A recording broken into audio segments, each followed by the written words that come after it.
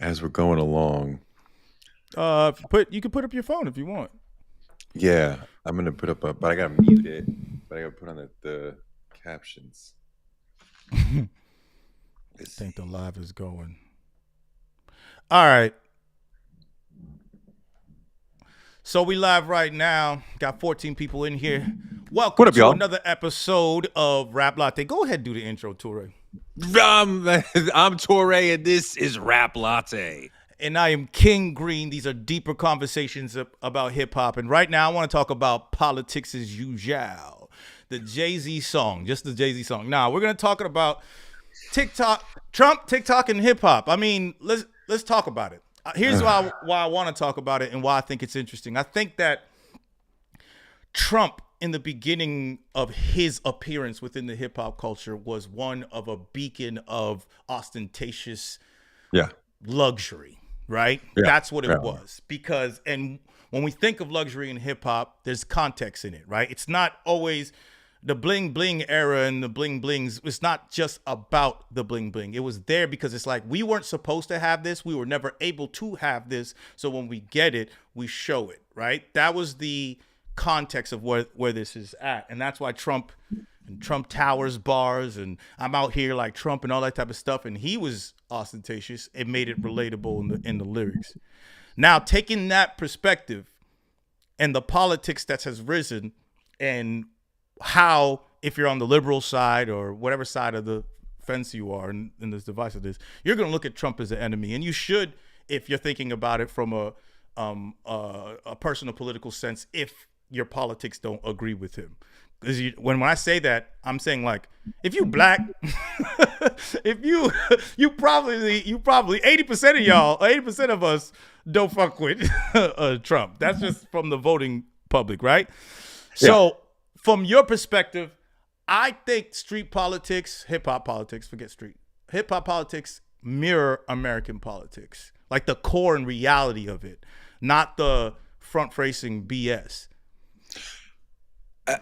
You take me back because Trump was indeed a symbol of wealth and having a lot of money. And I remember Tupac talking about him in interviews and maybe in a rhyme about basically, the goal is to try to become as rich as Trump.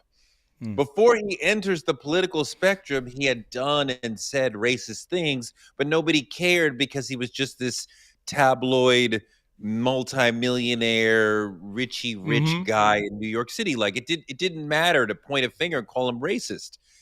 Then we get the whole birtherism thing where he's challenging Obama's status as an American, right? And not even Yeah. symbolically, like, no, you really aren't American. You are American, yeah. lying. So I'm challenging your character and your actual birthright citizenship. And that really spoke to a lot of people as far as like the sort of racism that Trump was all about. And that it was like, you're questioning whether or not this president is actually an American, that this black man isn't actually American. And for people who roll with Trump, they heard what he was saying, that he's not really one of us. He's not like us. So Mm-hmm. 2016, he is this symbol of racism. And I think a lot of black people were very angry and very, very on edge about him. And when a Kanye sidles up to him, we were very angry with Kanye. And as great as Kanye's music was, and as beloved as he was in the culture, we were ready to cancel him. And we were canceling him just for being MAGA and hanging out with Trump. Hmm. Now we're entering a different era where some people are accepting of Trump. We have an increasing number of rappers from Kodak Black and Sexy Red to and Kanye to Snoop and Nelly and Rose, who I think would say I don't actually like him, but you rocked out at his inaugural weekend performances, right? You were Yeah, part of the yeah. festivities, right? So you could have said no. I think it was capitalism that led you there. Somebody called Yeah. Snoop and Nelly and said, I got, Here's a 200 bag. for you, and like, sure. And Nelly said, Nelly had an interesting conversation with Willie D where he said, D. Yeah. it was an honor to be asked to perform for That's any so president. wild. That's so wild. I can understand why he would say that. A boy from St. Louis No. performing for the president. I could get that. I could get that. You don't Nope. understand that? here's why I don't understand that. Because it's BS. Like it's just bullshit. Like, what are you talking about? The president came and talked to me. What he represents is something that if you either represent that or you don't. If you feel like it means like you are a capitalist and you move for money. You're trying to say that you're honored that the president want to come talk to you. You're honored that the president want to do this. That means that you feel like there's honor in what he represents. That's all that means. I think Nelly. I don't want to be in the position of defending Nelly because I am getting to the point of being against what he did. Right.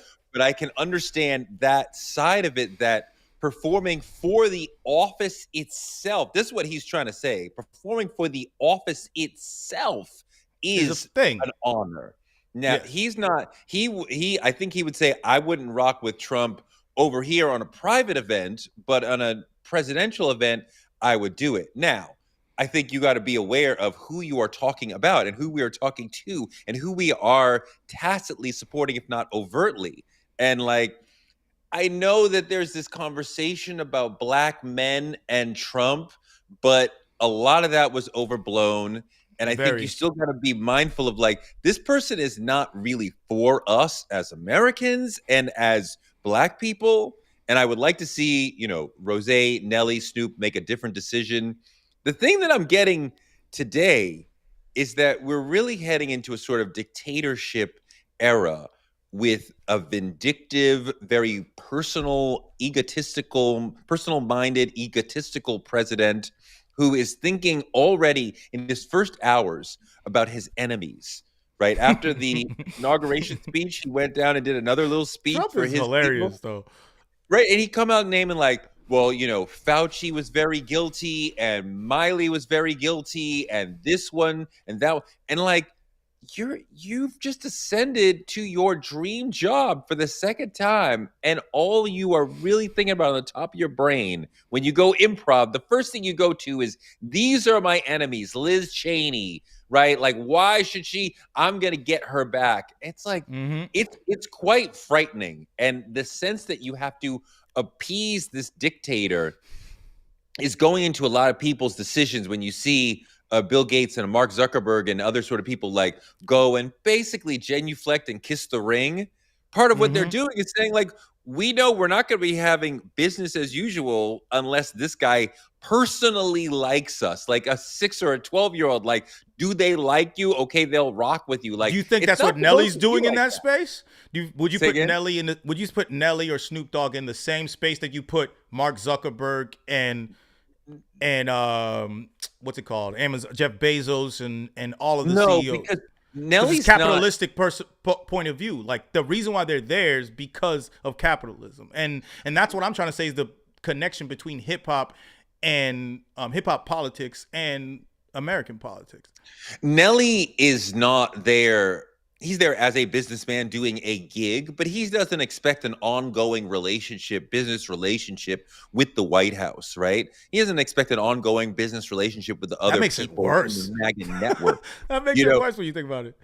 Well, yeah, I mean, you could judge it as worse. Big tech, I don't think that Tim Cook from Apple and Zuckerberg and other tech leaders are there because they necessarily support Trump ideologically. They are there because they understand that Trump needs a personal relationship with you and to feel like you like him personally to do business with you. So doing business over the next 4 years at least will require Zuckerberg to be able to pick up the phone and laugh with Trump and have a record of telling Trump, you're a good guy. We did what you suggested as far as DEI. We love you. Remember that time we were hanging out at Mar-a-Lago? Like, you're the man.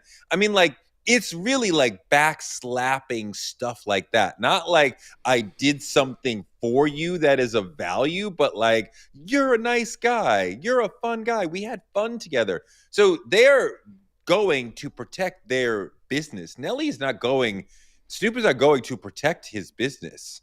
Do you think to strengthen it, I would say, but this is my problem, I think in general, it's like doing it for a bag. It's low-hanging fruit, right?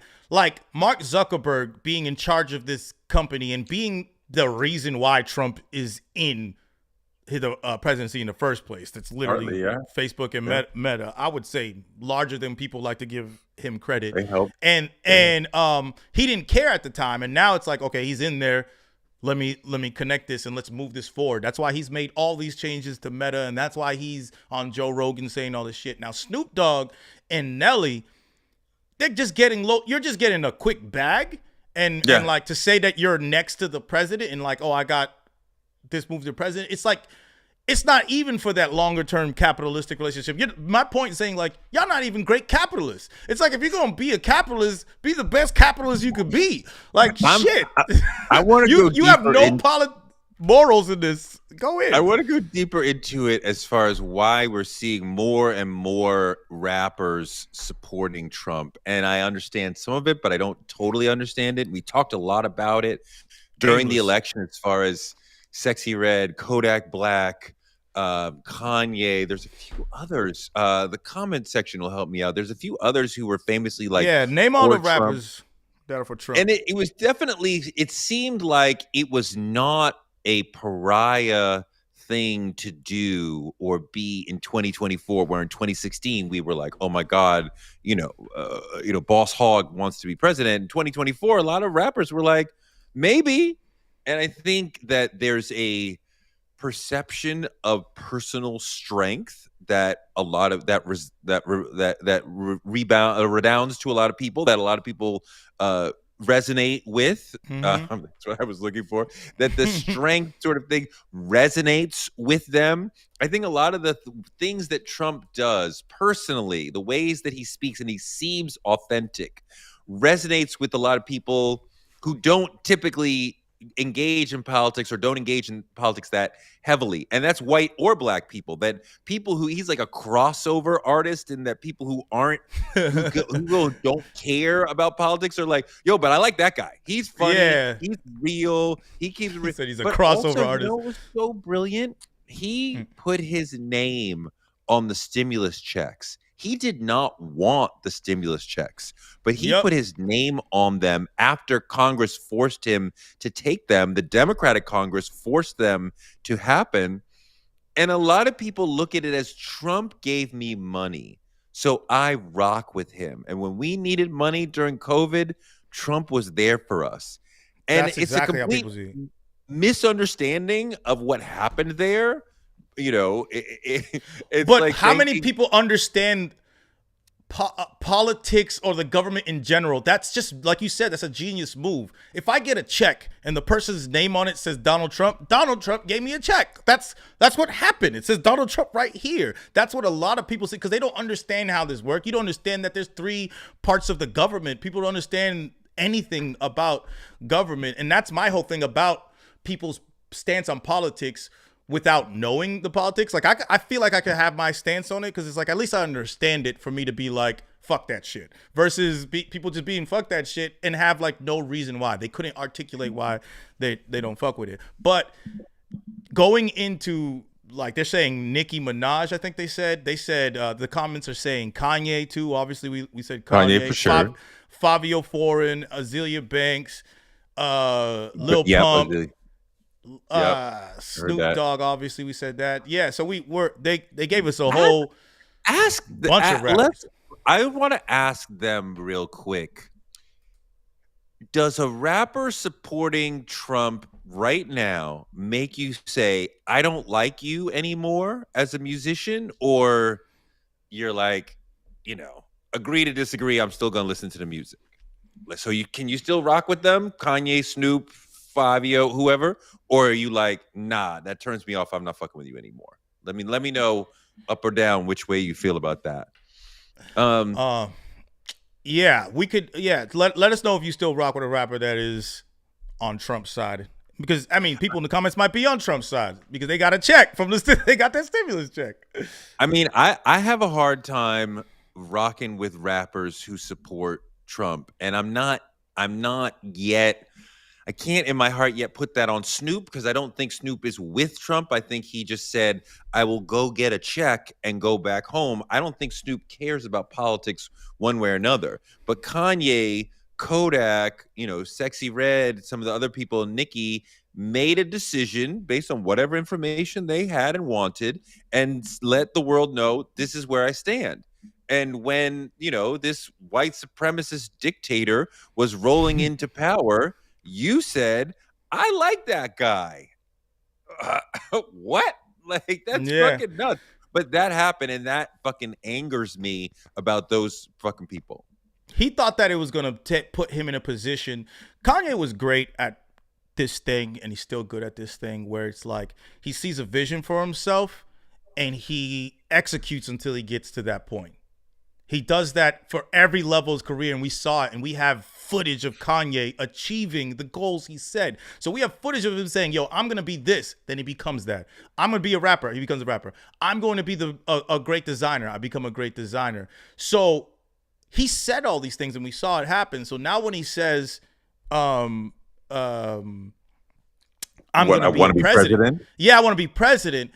There was this split between his fan base, people who just care about this person and have this parasocial relationship, that they're going to be like, yo, oh yeah, Kanye's always right? There's that saying about Kanye, like Kanye's always right. And then there's the other side, people who have, critical thinking ability, and they're like, this is crazy. This nigga just said being a slave was a choice. Right. This nigga he just put out a shirt that said like white power on it or some shit like that. And that's why my next t-shirt or our t-shirt, Kanye don't care about black people. That's the truth. Kanye don't care about black people. And I love that the situation that this nigga who said that George Bush don't care about black people was over here pushing Donald Trump and saying that slavery was a choice. I'm glad you brought up Kanye and the anti-black bullshit that we've had to go through with him for the last, 10 years? About 10 years, 8 years, 9 years? Because he was one of the first people up in Trump Tower in 2016. So I was like, wow, this nigga just got into office and you over there to kiss the ring? Mm-hmm. Okay. But we had an interesting conversation on Blue Sky for a minute last night, which is not necessarily a sentence I've said before. Sky. But Blue Sky. Like, what is that? Blue Sky. Look at what the TikTok ban has done to you. You're over here going into third-rate apps. We'll get to the TikTok ban. We'll get there. Keep going. Blue Sky's trying to be the new Twitter. I'm trying to support. Right. But, the notion that black people can't be racist, right? And because we don't have enough racialized power to be racist. And generally people say that, meaning black people can't be racist to white people. So if we say or do something based around race toward a white person, that is not racist because we don't have power. And my problem with that idea is that it centers white supremacy correctly, okay? Because racism is not just, I have a negative opinion about you based on race. It's about the power that accrues from being white and having white privilege, right? Or the problems that come from not having access to that. So when you have someone like Candace Owens or Clarence Thomas or Black MAGA folks, they are working overtly and consciously in service of white supremacy. So they are servants of racism. They are the hand soldiers or the handmaidens of racism. They are racist because they are working in service of white supremacy. And when Kanye is being anti-black, he is doing the same thing. So the notion that we can't be racist. Well, you're saying that you could be racist. You just said all that to say that black people can be racist towards themselves, can be anti-black. Yes. That's what you're black saying. People can engage in anti-black racism as Kanye has. And the notion that we can't be racist misses the point that we can shoot ourselves in the heart. But when people say, the problem is the semantics of those words. And I understand when people say that you can't be racist, I stopped saying that, even though I understood that, because the origins of that term, racism, just like capitalism, and it's a system. You understand that from the word, but it's been taken away to be synonymous with prejudice. And prejudice and racism are two different things. So, but since people don't understand that, that's why what was implemented was the reality of systemic racism. So, black people can't be systemically racist. That's the truth. Black people cannot be systemically racist. But you can you can be anti-black, which is participating in systemic racism. if you're a black police officer, if you're a black prosecutor, if you're a Yeah, I black agree. Yeah. judge, you are a CO, you are participating in mass incarceration. You are participating in this white supremacist system. No, but You can what say, that I'm just I'm just doing saying my job, systemically but racist towards other races is what people really mean. Like they can't be systemically racist towards other races in this is for the important. betterment. No, for the We betterment participate in of black. No, for the but betterment of black people. You see what I'm trying to say? our participation in the racism against us is a very real thing and It's a a very very important real thing. Yeah. We all if you're American and if you're a capitalist, you participate in that. That's how it works. It's tied to our system. It's tied to capitalism. you and I So we don't know that. participate in aiding white supremacy, right? I think most I of the don't people watching. I say we do. I think we all do. And I think that's the problem that people I look at it in a very, very, very simple way. I think if you spend $1, you participate in it. I think if you In capitalism. decide and capitalism is connected to systemic racism. Inherently. Yes, but they're not synonymous. You could have a capitalist society without systemic racism. The systemic racism Not this is one though. part of I'm only talking about capitalism. this one. I'm talking about this one, not the Right, but idea. I'm talking about a they are not conceptual society. necessary. They're not necessary brothers. They can't exist, right? So they both Yeah, exist in America, but they don't have conceptually. to. Yeah, conceptually. But I'm saying in America, you're oppressing, whether it's not specifically racism, you're oppressing somebody by moving this currency and money around, by moving this dollar around. Someone in the world, I look at the world as a global society. Someone in the world is being oppressed by the usage and circulation of $1. It's just that simple. Like it's just a reality. It's not something that I'm not making it up. It's not a concept. That's just a reality. It's an imperial country that does this. There's almost surely somebody probably in the global south who is being vastly underpaid for their labor. Be it food, be it clothes, be it electronics, like that's what you're talking about. Yeah. I'm talking no, that's just a part of it. Like people getting the wage issues, like you're not actually getting the wages you're supposed to get, the items, like we're actually being oppressed as a regular human being in this country by our food system. Think about the FDA itself. Like I could go on and on by how we're just being fucked. But if I do that, I would sit here and be sad all day. But I had to learn this information and be like, oh, so this is fucked. Like this place is fucked. We're in a fucked place. What can we do? What can I be better for my family, my people, and my community? And community being my family being directly my family, my community being my culture. You know what I'm saying? And then my community as in the city that I'm in, everybody in the city. You got to think small and work up, because if you start thinking about everything, you're fucked. It's impossible. Wait, hold on. I want to talk about TikTok for a minute because we both lived through a very strange chapter in TikTok history, a 12-hour shutdown that I believe was voluntary on TikTok's part. I don't believe they were forced by the government to shut down on Saturday. I believe Trump was in the mix telling them, we want you to shut down for a little while and then come back with a message proclaiming Trump, right? So when we got back on Sunday, there was nothing happened legally or officially governmentally on Sunday that's then said, oh, now we are good to get back on the air or to start streaming this thing again. Like a Truth Social post is not legally binding that TikTok's lawyers would say, yes, this billion-dollar company can go back to work and not risk billions of dollars of fines because Trump, who is mercurial and changes all the time, wrote it on a Truth Social post. So, I mean, have you ever talked to a corporate lawyer? Like, of course, they're not going to be like, sure, that's fine. Let's go. So, no, do we have Trump saying you can go again? Look, Trump told them, go dark for a little while, come back. And the message that we saw when we came back was what? Like, welcome back to TikTok. Thanks to President Trump for all his efforts in keeping us alive! Exclamation point. Like, oh my God. That was so weird. First of all, they shut that shit off at 10 p.m. That wasn't even the 19th. So first of all, what are y'all doing? Second of all, why did when it come back, like Facebook's on there and has so many followers, Trump's on there. I don't think it's his first official page that just got on there after the ban. I think so, right? You know what else is not working? What? CapCut says we are banned in the US right now. Why is CapCut not working but TikTok is?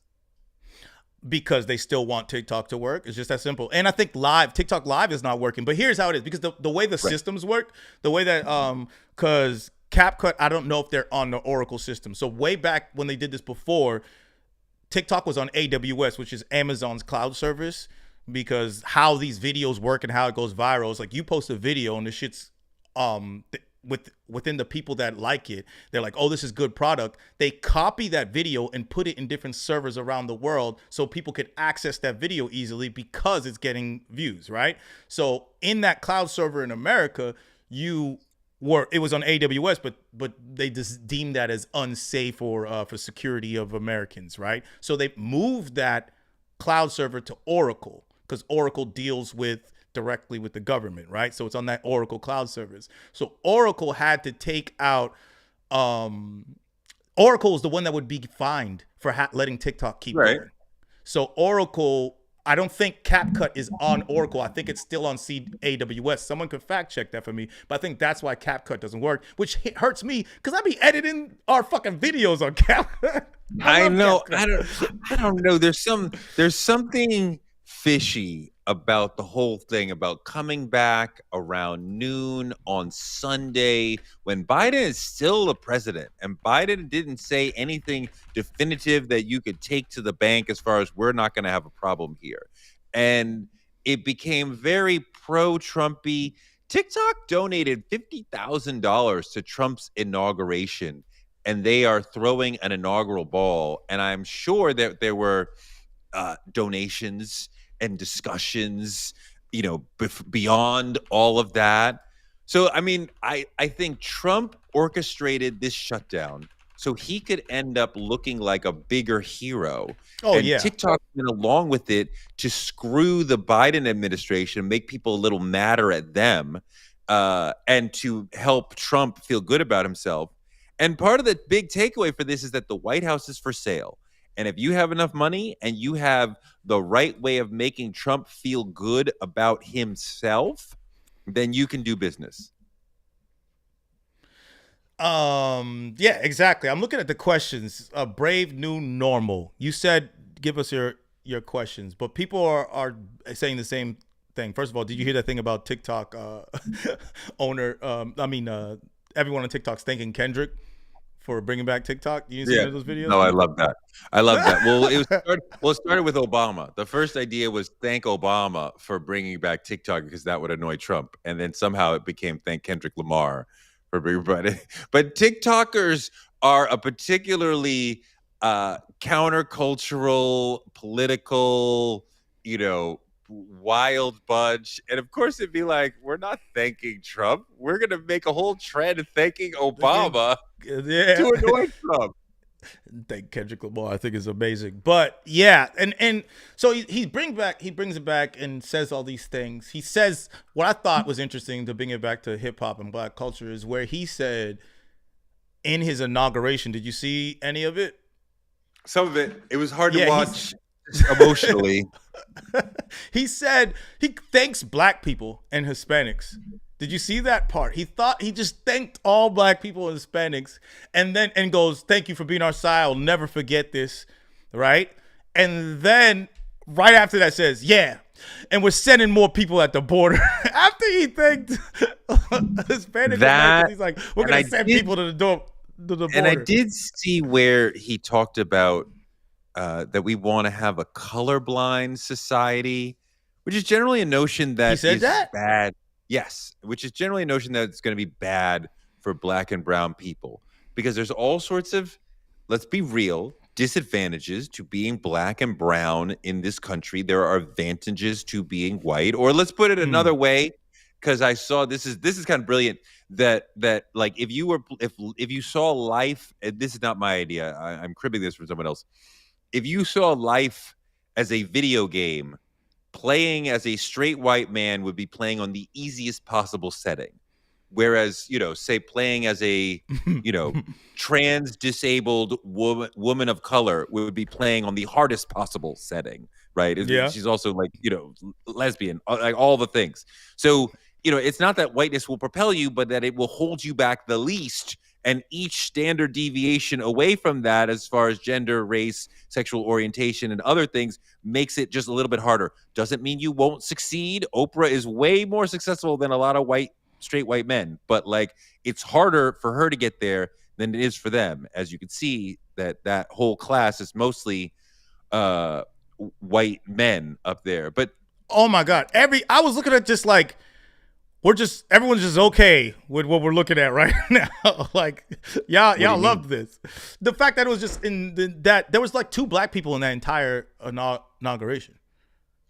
Oh my God. So yeah, so they want a colorblind society, which means, the end of DEI, the end of affirmative action, which in a world where white people have the advantages, that means black and brown people will struggle. And like we just had a Supreme Court case that got rid of affirmative action, and I believe it was Harvard had its smallest number of black people in the class. That does not mean that black people were not mentally, intellectually, academically able to deal with Harvard.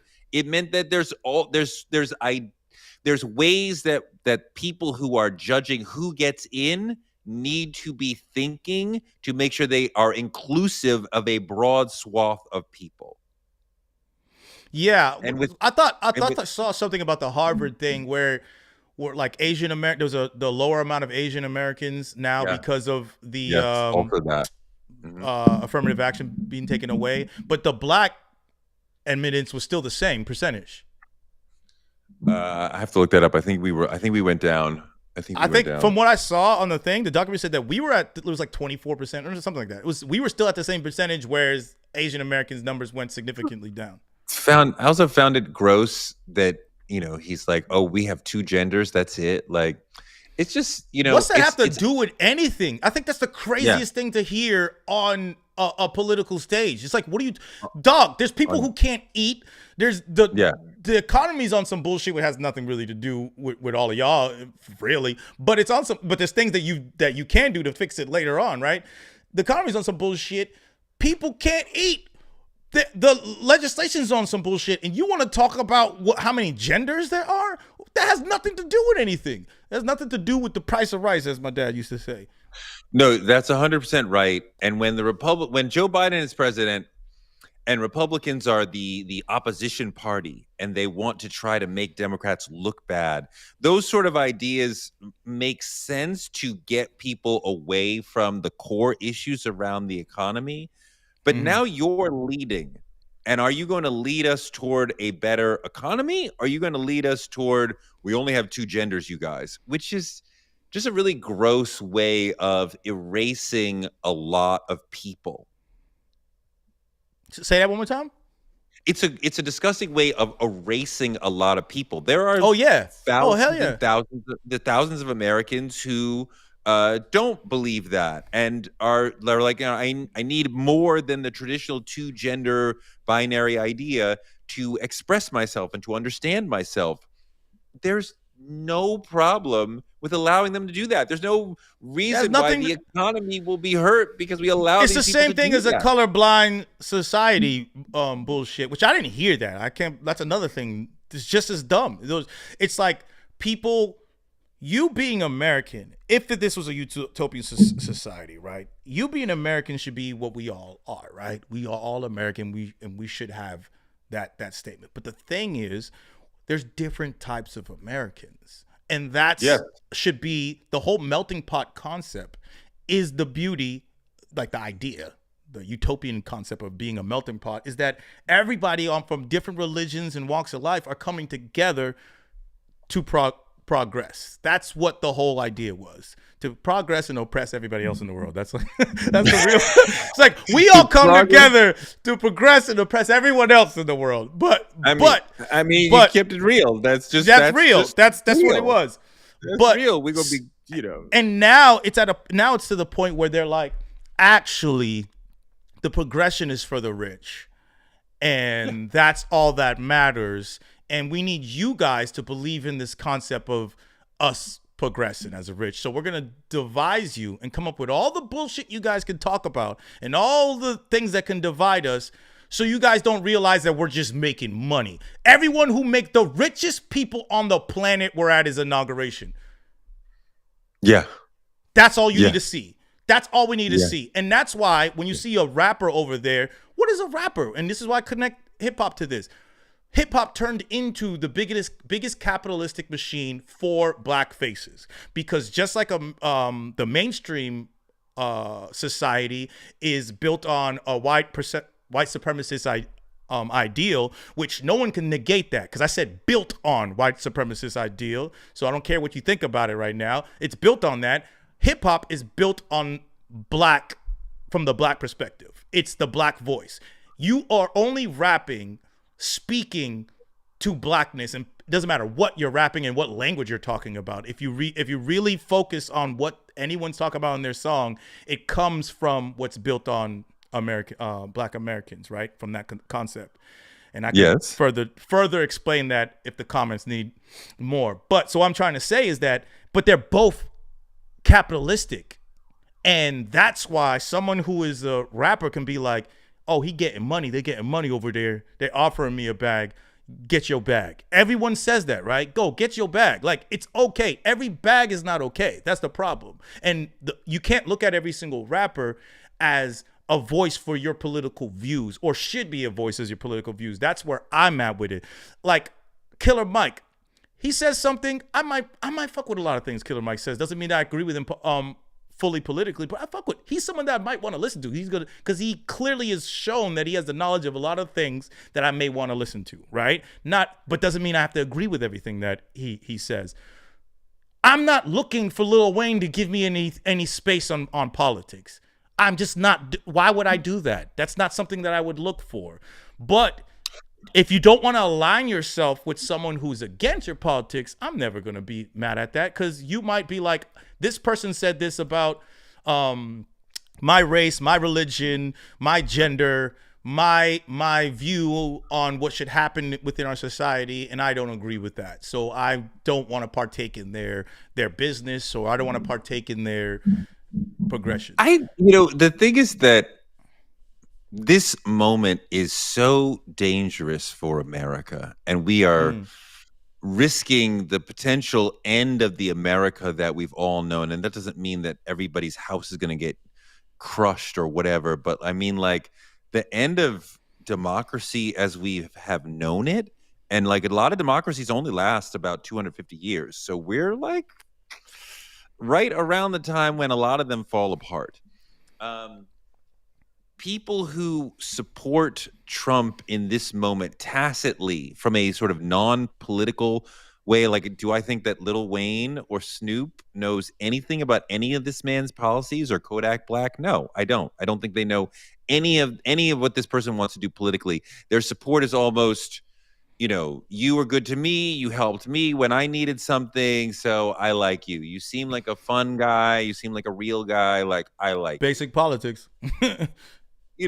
But like, in this situation, when you were neutral, or you were just like, he seems fine, when he actually was the potential ruination of America, you were a dangerous part in us sliding down the hill into dictatorship, or into wherever we're going, which is not democracy. And the people who are like, well, I stay out of politics, you're part of the problem, that you saw something happening and you said, well, I'll let other people deal with that. And we needed everyone. When you say the people, you saying the people who have actual power, or are you talking about anybody?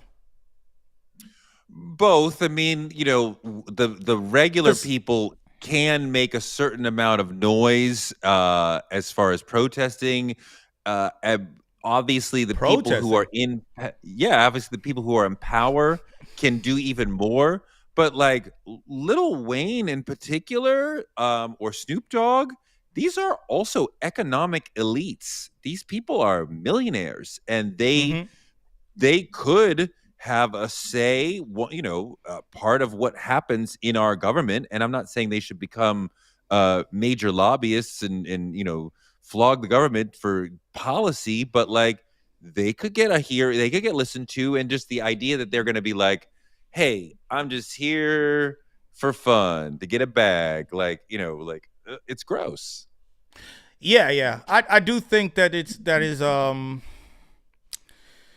it's hard to put.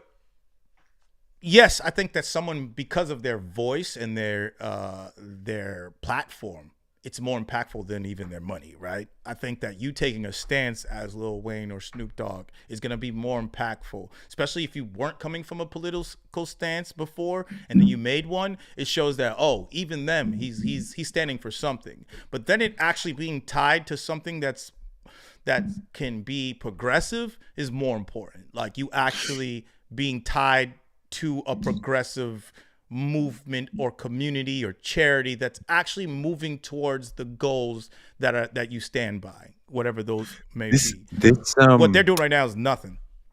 what we have right now from Trump, the first few hours of his second administration, it's just a bunch of words. On Tuesday, they say we're going to start to see immigration raids. We're going to see ICE running through the That's streets, crazy.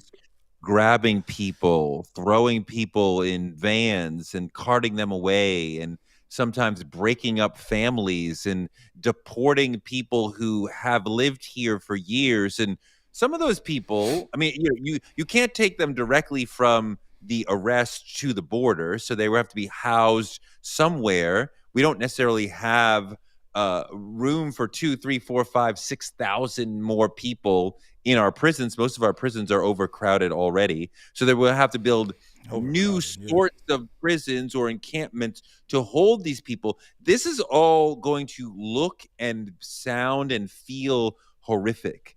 And they want to start with people who are more violent criminals, so that the political response is different, because the left can't be arguing like, well, that guy's a violent criminal, you shouldn't deport him. Like, yeah, you probably should. Now, we probably should have found him earlier, because he murdered somebody or whatever maybe, but fine.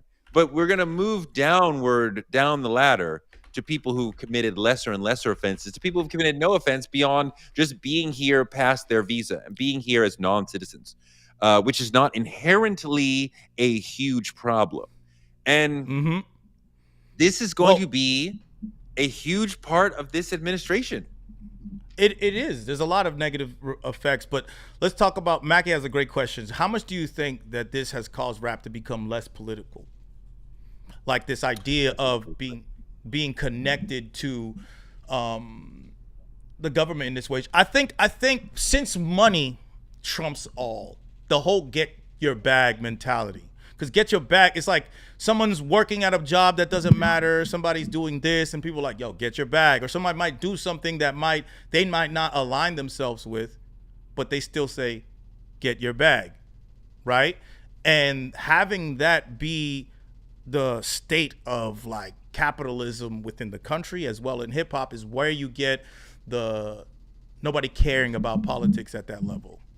You know what I'm saying? I, I think it's a great question, and I think it's a great answer. And the what we're seeing over time, thinking back through like 80s, 90s, hip hop is not now responding to the political environment. They are responding to the capitalist opportunities. So in the 80s, when there wasn't really that much money at stake for a given rapper, people were extremely political. I think that fit with the times as well, and that where we were coming from as a response to what was going on in the Bronx, as a response to Ronald Reagan. So you had Public Enemy, KRS One, Poor Righteous Teachers, X Clan, Paris. We could go on and on. As we get to the 90s, there's still a political spine in hip hop.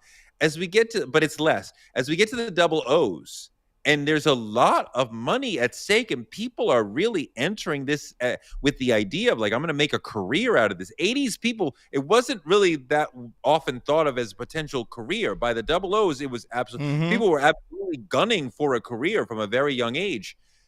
There you start to see Me? less and less and almost no politics, because I want to speak to the whole country, it becomes the Michael Jordan idea of like Republicans buy sneakers too. Too. Um, you know, I thought during the Bush administration we would see a rise in political conversation from rappers.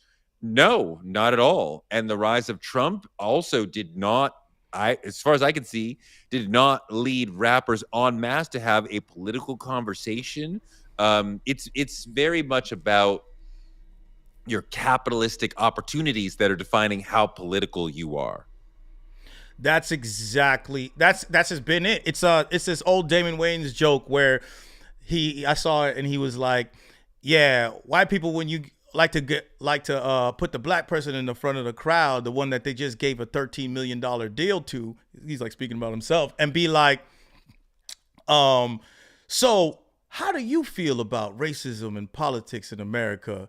And then he goes, no, sir, I've never seen no racism in America, because he's got 13 million and you are now a slave to that money. So you're saying whatever to keep that 13 million. And I remember, like, we got the idea of selling out is the concept, right? And I have a song called How to Sell Out to plug myself in my new album I'm making, How to Rap in America. But it's in the concept of selling out is such an interesting thing, because so many things used to be selling out that are not now. Just as simple as where your music is. Like MC Hammer was selling out because he was too popular to people, right? Because he was making dance music, and not because he was too popular, because he was making dance music. Yeah, but that's not selling out anymore. Not now. It's not selling out anymore. No, it isn't. But come on. Hammer's not selling out, but Drake is the new Hammer. Drake is not the Hammer because he made dance music. Drake is Hammer or selling out because he literally just sold out he's colonized an industry and bastardized it, and then completely went against everything that he felt like he represented. He said he represented this thing and went against it. And Hammer didn't do that. Is the precursor to Drake in that he's the figure who became hyper popular, doing a form of rap that is not the most respected form. So when Hammer was hot and people, and you had Tone Loc doing like real shit, right? And Slick Rick doing real shit, and we're like, we don't respect that, but that went pop. No, real shit. Drake's going pop. It's respect the same is like sort of cool. vibe. Respect is like cool, and credibility and respect aren't the same thing. And this is what we need to understand. Cool does not last forever. The manager of the Fugees told me that, and that changed my life. Cool does not last forever. Credibility. Cool's about being young. Cool is it's usually connected to about being young, but that's not true. That the rebellious nature of someone makes them cool. There's old cool people too. Like, people think certain people are cool. People think Neil deGrasse Tyson is cool. You know what I'm saying? You could get cool just for being. You know what I'm saying? That's a different concept of what that is. And that's what I'm trying to say. Coolness has changed over time. That's why it doesn't last forever. It's changed. What used to be cool when you're a kid and it isn't cool now. So to kids now. So what I'm trying to say about Hammer, though, you can't, in the comments are saying that you can't say Hammer is us and Drake is not like us, right? So you cannot say that Hammer was a precursor to Drake. He was not respected at the time. I was there. He wasn't respected at the time. He wasn't respected because of where he was going and where he was taking the music. But now everybody takes the music where he took it. He was safe and presentable for a majority white audience. That's every rapper's fan base in 2024. So I don't think you could do that. Drake is Elvis, quickly becoming Fat Elvis the Doomer. Yes, Drake is in his Fat Elvis era. How did we get back on Drake already? It's like Drake is like Hammer. It's similar to Hammer. It is similar to Hammer. Marty McFly say, Toure, you're cool to someone. That's hilarious. But you're right that it is, when you are young, it is easier to be cool, but it's not 100% of young people who are cool, and it's not 100% of cool people who are young. but it is harder to be cool as you get older, even though you can be like chill and like relaxed and like comfortable in your own skin. It's a little bit more than that. I think today authenticity is cool. What people Sure. perceive as authenticity too. But authenticity is always shines through because there's so many fake people and so many people who are acting like somebody else. Like people who like things because everyone's liking it. That's just how it works nowadays. Like people look for a song, they enjoy this new song from a rapper, and they'd be like, "Oh, let me go to." They play the most popular song first. You know what I'm saying? Marty McFly, Heavy D was respected, but not Hammer. Yeah. I mean, I don't understand the question. Heavy D was 100% part of the culture. He made records that were absolutely in the pocket as far as straight ahead hip hop. And then he's able to bring in, a Caribbean flavor to his hip hop at times, which, was so deep and important. He made a lot of beautiful hit records, traditional hip hop, and a more blended form of hip hop as we move forward into the 90s. Well, who cares about Hammer, Heavy D and Hammer? Them old just joking. No, but I don't think that comparison matters. I think it was the comparison of like someone who's inherently about black culture, putting black people on as in Hammer. I wouldn't feel comfortable putting him in the same space of where Drake is at and what Drake has done to remove himself from the culture. But still anyways, respect Hammer. I don't know that we respect Hammer. Who people respects respect Hammer now. That's why I Hammer said was that not respected cool at the changes. time. That's why I say cool changes. But on the TikTok and Yeah. hip hop perspective with even Trump, TikTok, and hip hop. Wait, hold on. Shannon made an interesting point I wanted to jump Okay. back to. Rap has been so intertwined with capitalism that it's lost its revolutionary and conscious roots. I think that is so real, and that we don't have It's the lost its context. revolutionary, conscious political spine that was so part of it for so many of us in the 80s, especially the mid to late 80s. And it wasn't always like this whole song was, free the people, like, like black, like Dead Prez. Like, it doesn't have to be that. It could be just a line here and there. Even when Bismarck, who's mostly a clown, is like, Reagan is the press, but I voted for Shirley Chisholm. Just a little line in a fun record. But like, we're like, yeah, Shirley Chisholm was the shit, right? Like she's a black woman running for president. Fuck Ronald Reagan. And you don't even get shit like that. Like, it's crazy how we have scrubbed a lot of the politics out of this thing when that was so important to what this was.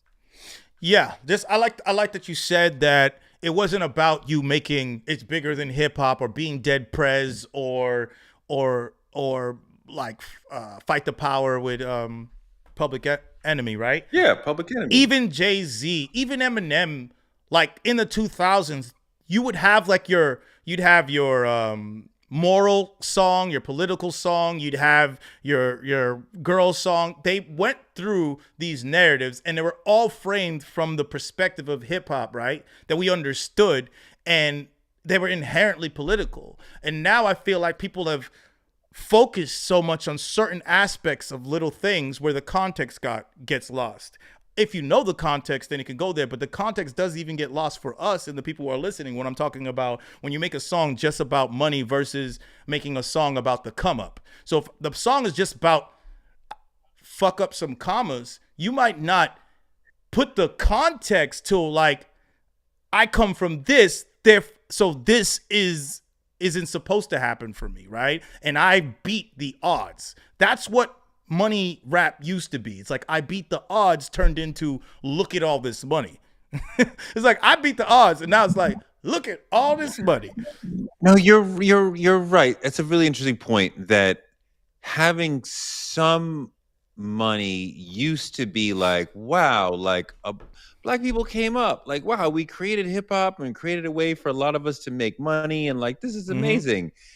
And then it gets to a point of gluttony now where some people have a lot of money and they have, a lot of diamonds and ridiculous cars. And it's like, well, you have hoarded a lot of money for you, but it's not like, well, hip hop in general has a lot of money, and because there's a lot of rappers have money, we fixed Flint, or we fixed Compton, or we dealt with such and such, or we put Mm-hmm. community centers in friggin' 20 cities because rappers are able to do shit like that. Like, it hasn't has it had an impact on the community, like the Black community en masse, that like several people have become hyper wealthy through hip hop? Like, I don't know. I don't see that. I don't see that that has happened. That because we've made certain people super wealthy, it's made a difference for the community as a whole.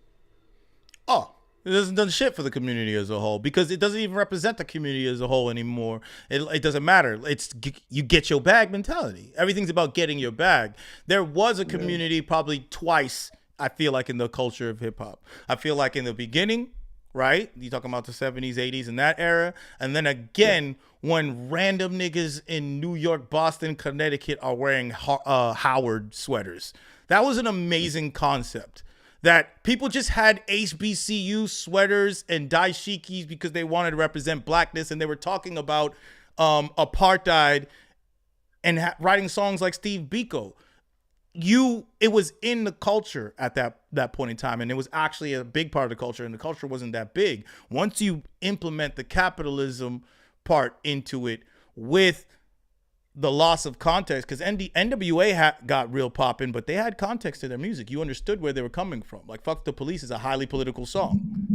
No, all of that so-called gangster stuff was definitely political, as far as people talking about their lives under the drug war, right? And what the war on drugs was doing to them. And they weren't overtly saying it, but a lot of times what they were kind of saying is the war on drugs is worse than the drugs, right? The drug trade is worse than the actual drugs themselves. And that they had no ability to really do much else. David Simon talks about, like, drugs are the drug business is the company that runs the town of Baltimore. But David Simon, The Wire, is talking about Baltimore. But there are cities where Brooklyn, LA, etc., where it's like, well, if you're a 14, 15, 16-year-old black male in the hood, the only real job you're going to get is from the community, is from the brothers, it's from the guys on the corner. So this is the only opportunity you have. So yes, that was inherently political. And what we have now is, I don't know what. It's crazy. So two things that the comments are saying. There's two things that happen. One, they're talking about the X hats. I remember those X. The Malcolm X hats was an amazing time. That was just such a great time for just blackness. HBCU sweaters and X hats. But also, Joey Badass just dropped a song. I wonder what that's like. We could pull it up if you want to react to it live. Yeah, let's do it. And also the Screwface song. You see people saying what? Oh, I haven't listened to the Screwface joint. We could react to that too, probably. Shannon, thank you for the comment for sure. I'm gonna have to go back and forth. Let me see how this is. Do you hear this? I don't hear anything yet. Okay, it's just in my ear. Oh, it's a conductor beat. That shit rapidy rap for real. Wow, the Doomer said, "Give Ray some grace. He's like 100 years old and was there for history stuff." Okay, Doomer. Okay. Okay. I see. Conductor. Yeah, I hear you. Yeah. You react. What you want me to do, bitch? I'm sorry. I'm sorry, not sorry. Look, hey yo. They fucked around, woke up the star seed from Marcy. Not the projects, but them Brooklyn streets with my heartbeat. 51 Hart Street, 193 Vernon Avenue. Niggas with attitudes. Man, I'm bigging up my city, that's something I had to do. Do or die, home of the gully where we let lead fly. 2025 on my bully, I know that men lie. Women lie, but Joey don't. Okay, for me, it's a freaking cheat code to be rapping on a conductor beat, especially if you got a New York accent. Like, for me as a fan, like, I'm already rocking with this. I don't need much more. Like, I'm already going. This is my edge. Let's play some more. Yeah, it's all right. I mean, I thought because we were getting comments from. What's the comments talking about? just in this conversation, I thought it was going to be a more political record, and I was like, Oh. oh, okay, cool. This is a normal rap record where he's and I love a lot of normal rap records, but a lot of But them you're the just saying with thesis this is conversation. I'm the shit, and I thought we were going to get a more political record, just because Maybe it people is. If the comments were saying it, maybe it is. You thought it was going to be direct to Trump record? No, again, we don't need to be direct to Trump. People may feel like, and I talked to some comedians about this too, like the vibe isn't make a joke where it's like, fuck Trump. Like, you got to be smoother than that. You got to sort of, even if you're against, you have to point out, like, did he do what he promised you? So you're not really attacking him. You're just pointing out the reality and your expectations for him. Is like, well, that's between y'all, that he told you he'd do X and he didn't do that for you. I'm just pointing it out rather than me imposing he sucks. And I think a lot of rappers might feel like now is not the time to be out here making records like he sucks. But yeah, I don't think fuck Donald Trump is the statement anymore. You still get your anti-Trump ideas into the records in little ways without it being a whole anti-Trump record. Yeah. Marty McFly said he just left to listen to it. It's not political. They were just saying that. They're just saying like Rap Latte talk about some rap shit. They're like, there's new rap shit going on right now, guys. we was on Trump TikTok and hip hop, but yeah, that's an amazing true statement where it's like you don't have to be overtly political. I don't even think that's smart enough anymore. Like, I love the song Fuck Donald Trump for that moment. It made so much sense for that person in that moment for that song to exist. Right now, it's bigger than that, and it's a more so the nuance and the conversations that are happening online from a lot of people about like what should be our involvement now within politics and within our communities, and how do you protest? Because the idea of what protesting is, like these peaceful protests, that concept, it's like people don't understand that, like, not using, like sitting on the buses or not using the buses affected the city when Martin Luther King did that. It affected something. You have to act. The Boston Tea Party was a protest, but it was also a fight, and they got rid of that tea. They said, you gonna come tax us for this shit? This shit's going in the ocean. You know what I'm trying to say? I mean, when we was doing BLM shit around Brooklyn, when it was George Floyd and Breonna Taylor and all that, we marched in the street. You don't march on the sidewalk. You march in the street. The point is to stop traffic. The point is to stop the normal flow of capitalism, so people have to pay attention. It shows that, like, some of the citizens are so upset about a death, generally going to be a death, that we need you to stop. I'm sorry that you are not going to make it home on time. You're not going to make it to work on time because we have blocked off this street, because we are sitting here because we need the country to understand killing people like the folks we were talking about, Breonna Taylor. We're not going to have business as usual when we have black people dying at the hands of police. That's the message, right? You don't, when you could do touristing on the sidewalk. I remember once I came out of my house because I heard the parade or the protesters going down the street, and I get there, they're on the sidewalk. And I'm like, guys, come into the street. We don't protest on the sidewalk. We protest in the street. It is civil disobedience. It is supposed to be uncomfortable and inconvenient. But that should evolve. People. The problem that a lot of people are talking about, which I agree with, that needs to evolve, and that it can evolve in the music too. Just like you said that fuck Donald Trump, or just simply saying that in a song, it needs to evolve from that, so you could really get into the real minutia of what's going on. So where you're spending your money, how you, if you're protesting in the street and then you go home and you're still waiting for your Amazon package and your Shein and you're just flowing within the flow of how society still works and why these things work, and you're using meta services and we're doing all of these things, that's where we really need to protest. And it's so hard because we're so connected to that shit, and it's so connected to our daily lives, all of this shit that we're using. I was thinking about if Tupac was here, as deep as his integrity runs, and the Black Panthers are so close and so much a He'd have part an of him. Oscar. Would he have been? Would he still be the political revolutionary that he was in the 90s, or would he have been co-opted after all this time? Right, and you think about, like, look at Snoop. Like, would young Snoop, who made Deep Cover and Murder Was the Case, and he looking at current Snoop is hanging out with Martha Stewart and performing at the Trump inaugural ball, and like it's like Uncle Snoop who's like would he would be like, there's no fucking way that I'm going to become that fucking cornball, but here we are. But it reminds me of a moment I saw that's actually a pretty incredible symbol. Do you watch Beast Games on Amazon, Mr. Beast show? No, I have not watched that. This show's kind of sick. I don't usually watch reality show competitions, but this show's kind of, and I don't usually watch Mr. Beast, but this show is kind of sick.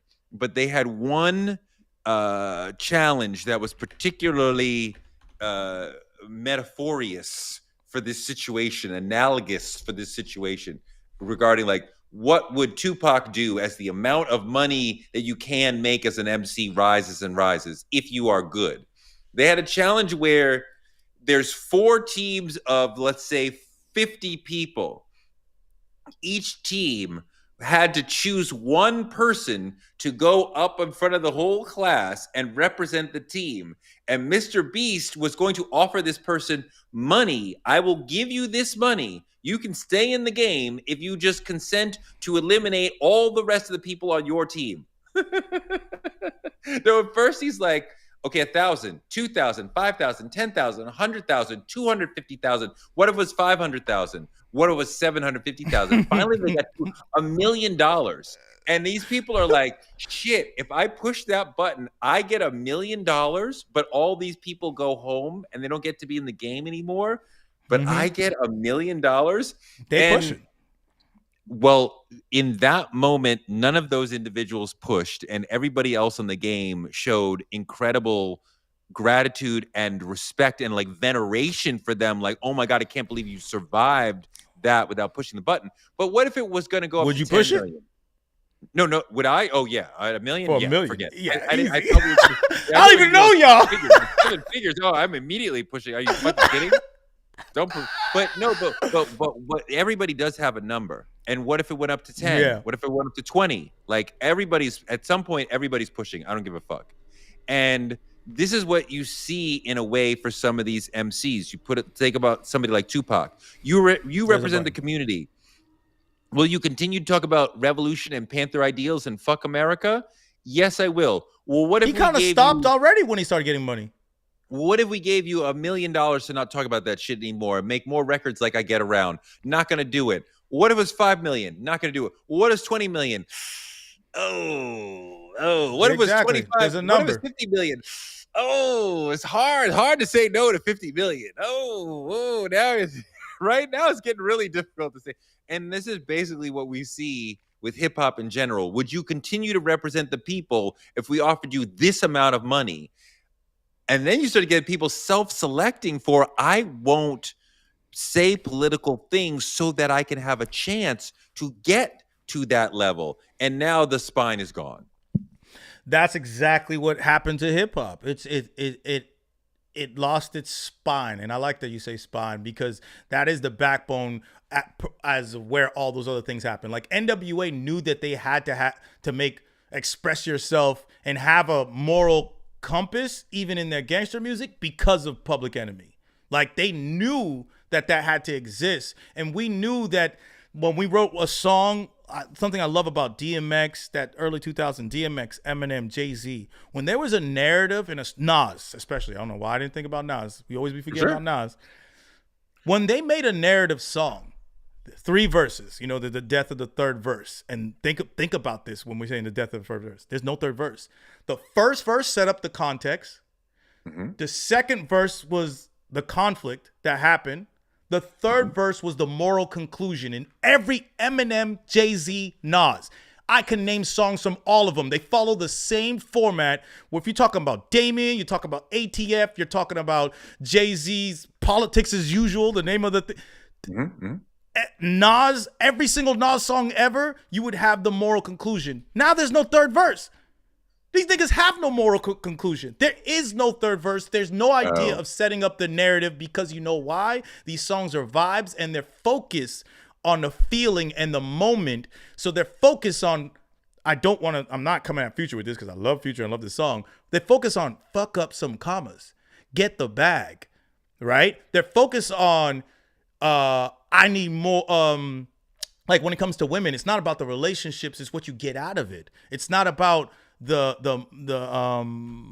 come up. It's about, look at how much money I have, because you've lost that third verse. The third verse is the morality in hip hop, and we're not coming in clear. That's a great point. You know, part of the problem is that hip hop is born as a political response, right? This is not quite like other musics, in that the beginning of hip hop is a response, a political response to the world around them, right? The Bronx was crumbling because Robert Moses, who created modern New York City, built highways that allowed white people in the 60s to move out of the Bronx, right, and move to the suburbs of Long Island.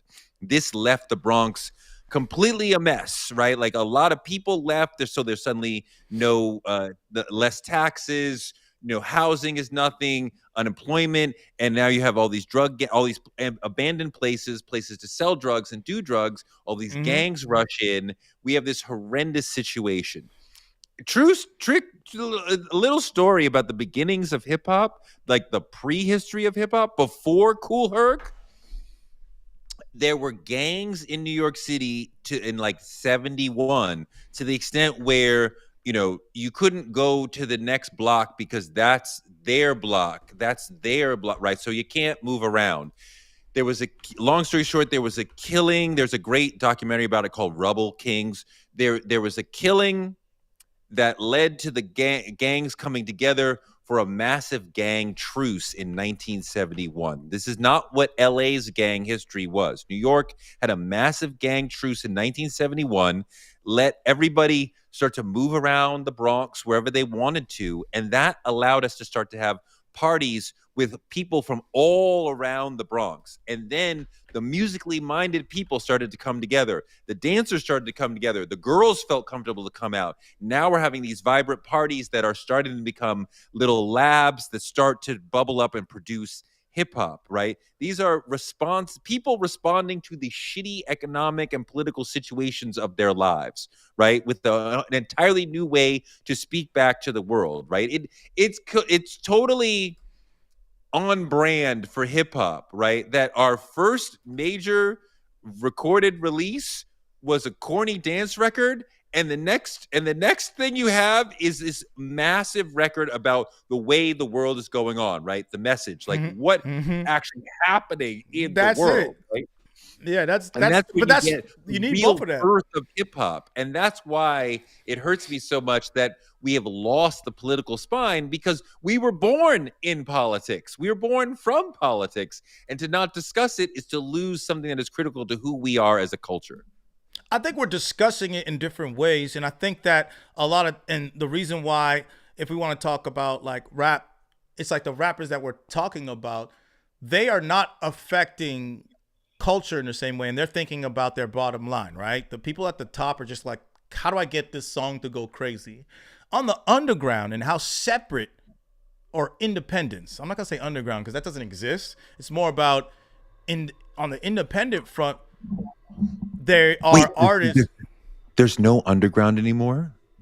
There is no underground anymore, because the underground would mean that we would all like work together. It would have a voice on its own. Independent artists and independent rappers are so factioned and split up into different pieces and have different. There's people who have 1 million people listening to them every day and could tour the entire country, and you have no clue who they are.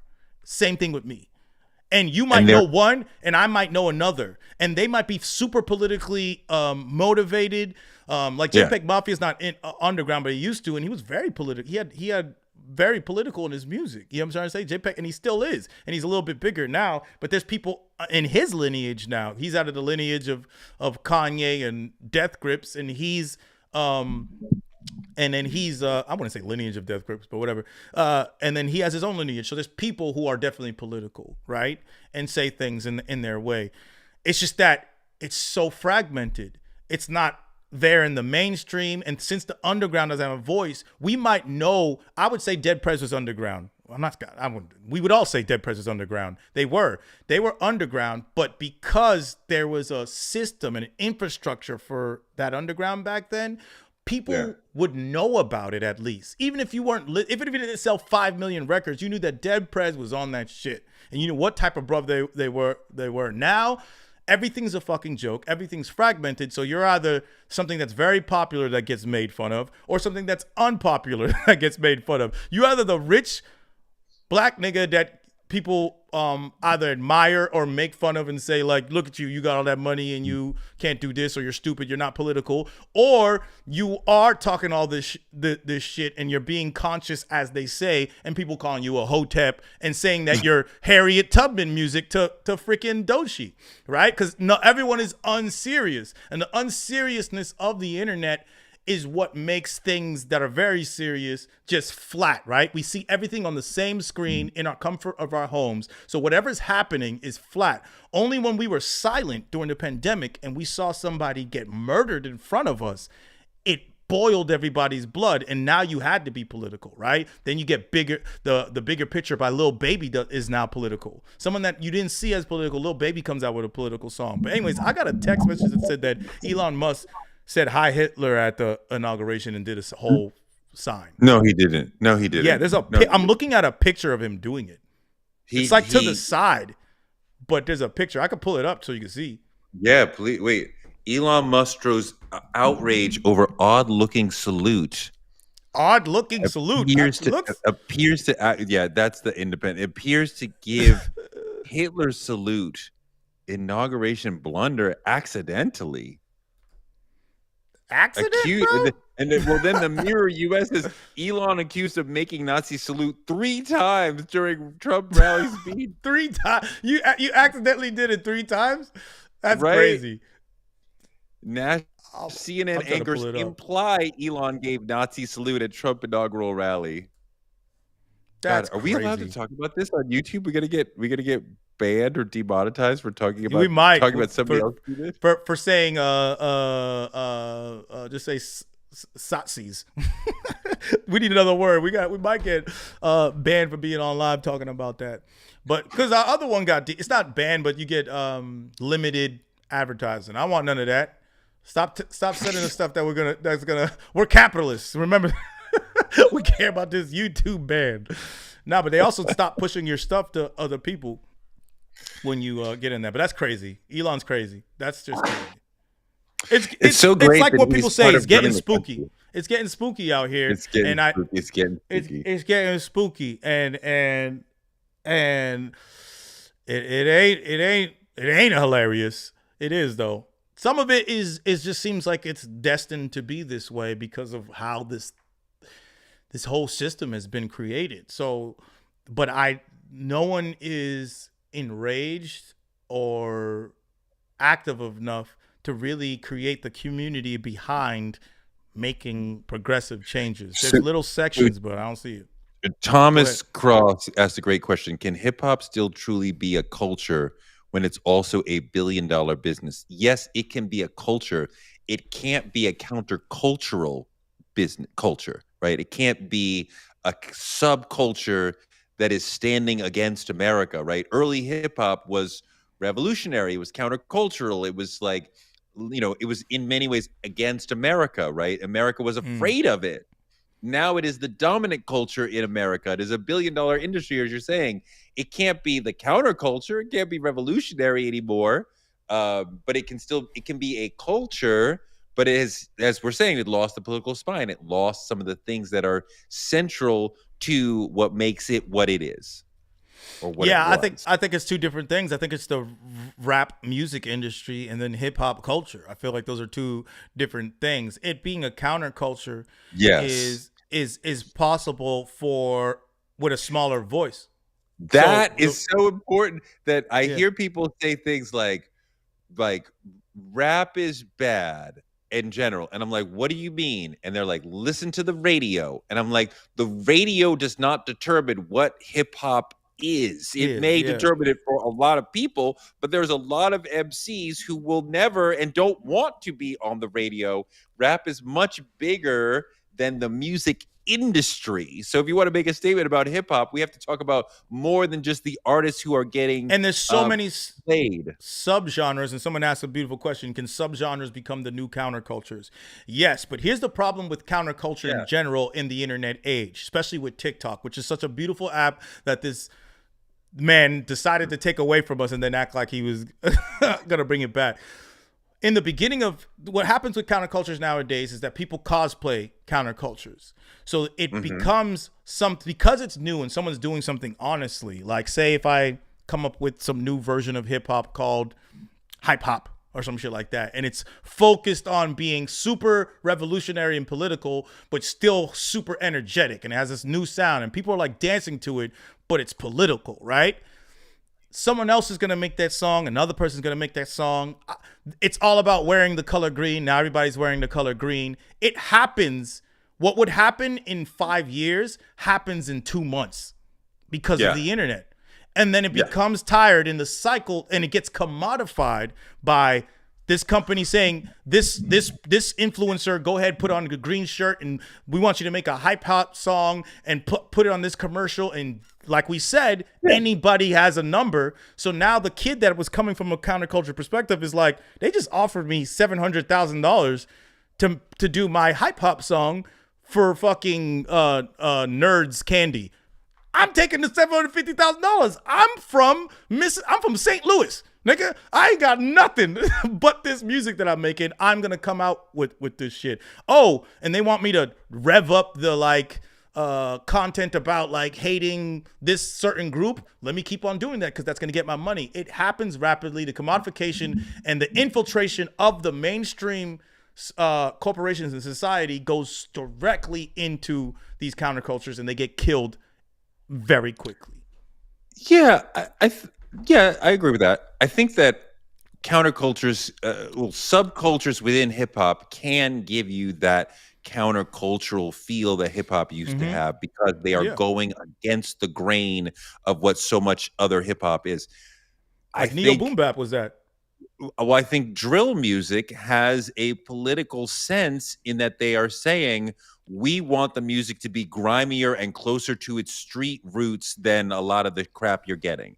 And I don't listen to a lot of drill, but you've talked about this, that a lot of drill rappers are saying, this is what I did, right? A lot of gangsta was, this is what I've seen other people do or what I heard about other people doing. And even Ice Cube would put it in the first person, but I don't think we really believed Ice Cube was out there pitching. I don't think we really believed Ice Cube was in St. Louis, right? Like, I don't think we really believed he was doing it. Drill is like, I did this, I did that. And I think there's a political thing in that. Again, it doesn't have to be, be socialist, anti-Trump, pro-liberal, Marxism, rap. Yeah, pro-communism. Political doesn't have to mean that. It can function in so many forms. Think about even like there was a Watch the Throne song where Jay-Z was talking briefly about a kid in New York State who had gotten shot by police. I had never heard of that one because that was in New Rochelle, not New York City. And it just brought a lot of light to that case and was just Jay-Z talking about something real for just a second. It was not even a whole foursome. It was like 2 bars, 2 lines. That's political. That's what I'm talking about. Just an awareness of the things that are going on in the world that are not just my chain and some rapper who dissed me and some girl. Yeah. It is political. And with context, with art, one of my favorite teachers, Mr. Yee, said that art is communication. He simplified. He said, art is communication. Not all communication is art, but art is communication. And when you understand what's being said and why it's being said, the intention, all that comes into communication, right? Like really truly understanding someone. So yes, we might hear drill music and they're saying like they did this, they did this, they did this. But have you ever thought, if you have a brain, have you ever thought why this is happening? That's the whole point of early on gangster music or street music, is like, I come from this, or Shook Ones. We love that song, right? Shook Ones. It's telling you like, you ain't a crook, son. You're just a shook one. You're not this. Don't try to be this. We were put into this system which created us, and this is how we are reacting to our environment, right? My God. They're just saying that, not saying that this is your way, this is the way, these are the cause, and this is the effect. If you change the cause, that's political. The cause is political. The fact that they come from this, and you're saying I'm from this project or I'm from that in itself is a political statement to say I'm from Marcy Projects or I'm from 3rd Ward, 6th Ward, I'm from that. That is telling, it's like, I am not supposed to be here. I was put in a political prison. Yes. Well, I got a Warhol on my wall. I think that is a political statement in a country where black people were 3/5 of a man. Yeah, it can be somewhat, but yeah, could have a Basquiat. But anyway, but he's like Basquiat was a little bit, Basquiat, Warhol. I mean, you know, Same I got wealth and I can engage in these I sorts went of to things. the super excerpt right now. I went to the Herschel, in which I go to museums often. I love museums. I love art. Clearly, look at my glasses. Yeah. But I went to see this Basquiat museum, and they put Banksy and Basquiat in it, and they advertised it like for so much, and it was just one fucking Basquiat in the damn thing, and I'm like, you had one damn. I came here for one painting, my guy. I came here for one painting. Luckily, the shit's free. And DC has free museums. If you in DC, go to the museums. They free. Basquiat is so hot that if they can get their hand on one painting, they'll fucking scream about that. I mean, look, you know, I love the guy. I got multiple books. I've been to lots of galleries or lots of shows. If you told me we have access to one or two Basquiat paintings you've never seen, that would be enough. I would go just to see these couple, one or two more that I haven't seen before, just to be, because I think I may be at like 98% as far as what you can see publicly. Because of course there's stuff that's owned by people, millionaires and billionaires, that you'll never see unless you go to their actual house or whatever. But all the stuff that you can see, I think. So if you said he have one more of his, but I do love Banksy as well. He's extraordinary. Yeah, a lot of people don't like him. What I liked was they had and this relates to the street element in the hip hop conversation, is like they had the one as Boy and Dog. It's Basquiat's Boy and Dog, which is him, a version of him as a kid in his iconic style, which almost represents like, you know, voodoo styles and African styles, right? And you see a fire hydrant splashing all over him as a kid, basically, and like that kind of black joy. And then Banksy flips it and brings out something that's in that painting, where he has two cops questioning this boy and dog, right? Two white cops questioning the boy, showing the inherent racism that existed in Basquiat's life, right? And I'm thinking that's amazing juxtaposition, and I love that little setting, and that's what art does, and that is right there hip hop. You have an expression of black joy that's also a political, saying that I can be happy right here is a political statement, and then someone sampling that, showing you the like real street authentic element, and that exists now. You just have to find it, and you have to want to search for it. You gotta look for the rappers that do that, and it's not even a hard search. You literally could just Google rappers that talk about some real shit, and you gonna find probably some shit if you want music that way. What you're saying, 99 Problems is a political record, but just to underline how you can be political, Banksy is incredibly political just on the fact that he doesn't really work with the museum gallery system. Most of his work you will encounter out in the street, right? Yeah. Outside of the gallery system. So he's making a statement about wanting to be seen and to connect and to communicate with the average person and to take art to where they are in the streets Mm-hmm. and not cloistered away in museums and galleries where people have to make a choice to go see them. So he's making a comment about the world by putting his art into the world. This is, I'm not even talking about anything that he's actually subject painted, what you would see visually. Just the idea that he is placing the work into the world instead of to the museum gallery situation, that Mm-hmm. system, that in and of itself is political, right? And it made He's that like in it alone. and out. He's in and out. Just he's such a hip. He's graffiti, so he's hip hop culture just by inherently, right? Yes. But Yes. but he's in the system. He made a name for himself by being outside the system, and then he's obviously worked within the system, and then he's also sold that piece of work that instantly got destroyed. He's making commentary on it while being love in that. it, whether you like it or not. That didn't exist before him. You know what I'm trying to say? That did not exist before him, and it's very inherently hip hop. Somebody said to me that Picasso and Warhol and Duchamp were the most important artists of the 20th century, and Banksy continues that line in the 21st century as far as each of Duchamp, we're so far away from hip hop, Duchamp, Picasso, and Warhol each open up an entirely new lane for art. And then Banksy does that again for the 21st century. I mean, like the level of importance is so incredible.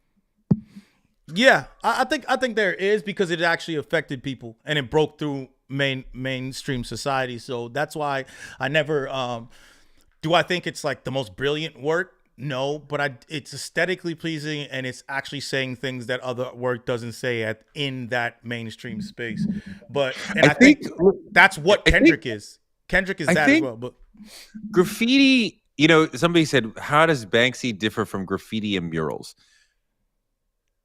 I mean, I think Banksy is overtly making art within the graffiti space, right? And he's making art that challenges the nature of art, the nature of society, all these sorts of things, right? And then he's far better than most of us at getting attention for his art, but he's so witty, right? He's so funny, and the gestures that he's making.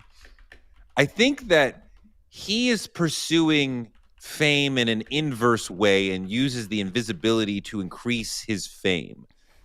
A lot of graffiti artists are just posting up their name and then they leave. And a lot of people are having a hard time seeing that as art on the same level. Like, we see it, but how do you get the attention of people who aren't already acculturated into respecting graffiti? I see a lot of beautiful murals. I'm in Brooklyn. That we are awash in murals. Biggie, Michael K. Williams, Killer Ben. There's murals for all sorts of people you've heard of, you've never heard of. I don't necessarily look at them as art. I mean, they are artful, but what do you mean? Wait. There's commemorative. Art. They are. I mean, of course, they are art, and I don't mean that murals. to denigrate. Yeah, I don't mean to. I'm not denigrating them. They are commemorating something. So it's like this happened. It's a snapshot of a moment rather than an attempt to make a piece of art that will speak to a lot of people. It's a memory of a specific individual, a portrait of a specific individual who has passed away, as opposed to an artist saying, "I want to make a statement that puts an idea in the." But that's existed too, though. In murals. Yeah. Oh, of course. So there's different type of graffiti in murals, because there's graffiti that obviously starting with just tagging in the names, and it's about tagging your name. Was that statement is the same concept of what Banksy was doing. Is like, you're talking about voiceless people in the Bronx. Here's what I'm trying to say, the how it comes down. Voiceless people in the Bronx who are going unnoticed, who went and risked their lives to put their name so people would see their name when they felt and were being unheard and unnoticed. That's the whole instinct to want to do graffiti. It's like, no one's listening to me. No one cares about us. They take art out of our programs. Let me go over here and tag this. I'm a tag Big Juicy Grandmaster Snoozy on the freaking or whatever you old niggas was calling yourselves back then, because you was there in the inception of hip hop. Whatever you old ass niggas was calling yourselves, and put that on there. And that's the beautiful thing about graffiti. When I see it today, I'm just like, that existed. Ski, SKI was a big suffix, and a lot of people were P or C, right? So Grandmaster C, Grandmaster P, Joe Ski, right? Like that. Like now we have littles. Back then we had skis, and oh my god. Yep. Grandmaster Skis and littles, littles, and now everything's gone. Now it's freaking at symbols and at words. Dogs, like, it's the craziest shit. Don't even get me talking about seeing Run DMC on Johnny Carson and being like, yo, this shit is gonna last. And my parents were like, no, it's not. It's a fucking trend. And I'm like, are you fucking Run DMC is on Johnny fucking Carson? Are you kidding? We're fucking winning right now. That's why you gotta listen to the youth. And that's what that's what I was talking about, telling you about. Like, that's why I listen to the youth still. And that's why I still listen to I'm just that person too. A lot of people, and I know our chat's probably between 25 and 40, right? And it's like, we don't search for music. We don't search for art. And I think you lose so much by not looking for new art. I think you lose that communication with the younger generation. And that's why when you have kids, you probably know their music taste and all that type of stuff. But, and you also, they lose the conversation with you because now they don't know how to put context to the stuff that they're doing. And they're creating their own context with it. So that's something that's lost as well. You know, what's flipped is that the boomers, when we were coming up, the boomers were like, we know everything. We are disseminating the information. You need to listen to us. And I think the Gen Xers were like, we don't really like that. We don't want to be like that. And we started to see millennials be like, yo, they know a lot of shit. And they're changing the world. And they're creating their own freaking ideas and their own rules about the world. Like, we need to catch up. And I think a lot of Xers' relationship to millennials and Gen Z Zoomers is like, what can we learn from you? And there's no reason why we can't learn from somebody who's younger than us. They don't have to be 30 years younger. They can be 10 years, 5 years, 20 years younger. You're saying Gen X, you saying Gen X, y'all are like, we can't learn nothing from no Gen Z person? No. We have to learn from people younger than us, and we want to learn from people that are younger than us. And we did not like it when boomers were like, we have nothing to learn from you younger people. And we learned quickly, like millennials and Gen Z have a lot to teach us. And we have no shame about taking lessons from millennials, from our little brothers and sisters, and be like, that's good knowledge right there. That's a good idea. I'm gonna rock with that for sure. I think the older generations were not like that, and we have been like, no, I am listening and I'm learning. I think it's less. I think you guys are clearly doing better. And millennials are doing better, but it's still the same thing. Like the whole thing when the mumble rap came in, the way the people talked about the music, like they bastardized something without trying to understand where they were coming from. I think that's was a problem, but I think it fixed itself and it's been fixing itself. But it is better, and I think the internet's helping so much. That damn app, it goes back to that app. That TikTok app helped a lot with that conversation between the Z's, millennials, and the Gen X. For sure. The boomers wasn't on there. They still on Facebook. They still on Facebook giving that nigga Mark Zuckerberg money. Yo, why are they on there like that? Well, because it's easy. Because TikTok would be hard for them. When I talk to people who are older than me about TikTok, it's very painful because they have no idea what it is. They just think that it's scary and horrifying and the ruination of the youth.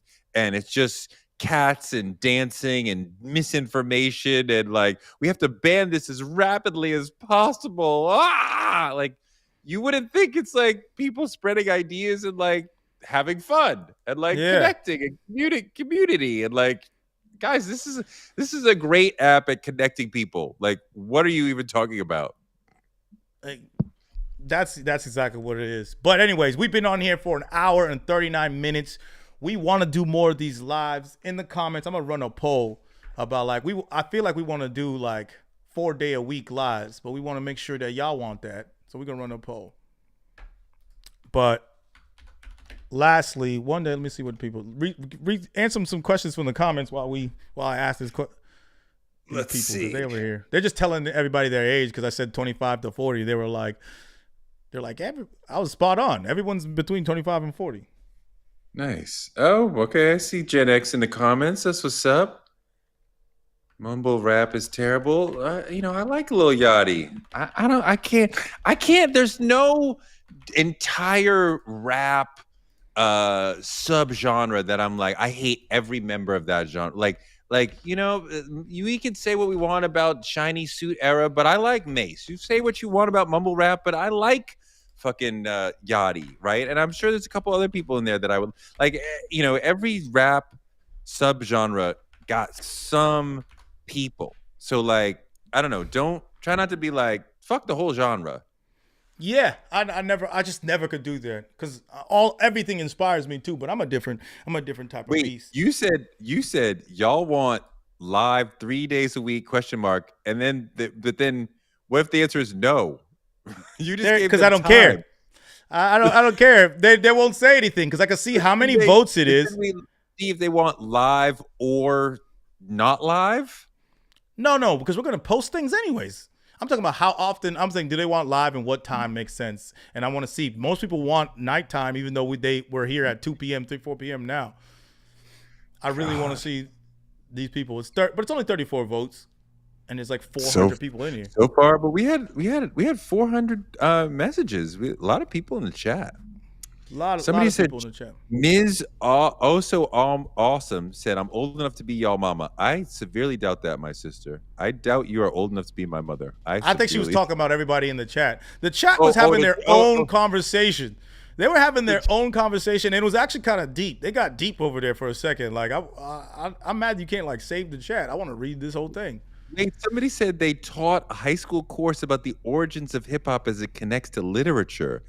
A parallel between Shakespeare and Marlowe in Italy. I'd like to hear more about that, wouldn't you? I would, but for today we gotta go. No, I'm not saying we're gonna extend it, but like Coco should like can she like send us more about this high school class that she taught so we can understand like what she email taught? us raplatte@gmail.com. But we're gonna have to end this live.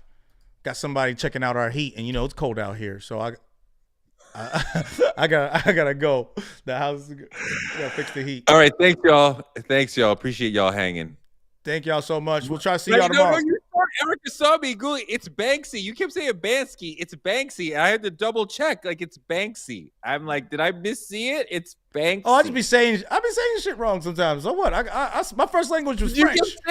You kept saying it. And I'm like, am I making a mistake? She saw me. I'm Googling it. Is it Banksy or Bansky?